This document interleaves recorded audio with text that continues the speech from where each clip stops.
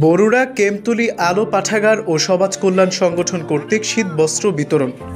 কুমিল্লার বরুড়া কেমতলী আলো পাঠাগার ও সমাজ কল্যাণ সংগঠন কর্তৃক শীত বস্ত্র বিতরণ করা হয়েছে। সোমবার 13 জানুয়ারি সকাল 11টায় কেমতলী আলো পাঠাগার ও সমাজ কল্যাণ সংগঠনের প্রতিষ্ঠাতা ও AKH গ্রুপের পরিচালক মোহাম্মদ আনিসুর রহমানের আয়োজনে সংগঠনের অফিস প্রাঙ্গণে এলাকার অসহায় ও হতদরিদ্র মানুষের মাঝে শীত বস্ত্র বিতরণ করা হয়।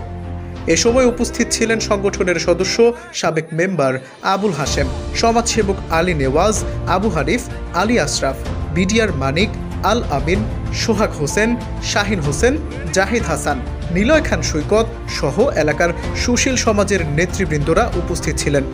উল্লেখ্য, এই পাঠাগারের আয়োজনে প্রতিবছর শীত মৌসুমে শীত বস্ত্র বিতরণ, দুর্যোগকালীন সময়ে ত্রাণ সামগ্রী বিতরণ, অসহায় শিক্ষার্থীদের কলেজ ও বিশ্ববিদ্যালয়ে ভর্তি, বিনামূল্যে কম্পিউটার প্রশিক্ষণ সহ এলাকার সময়ে সাধারণ মানুষের কল্যাণে কাজ করে আসছে।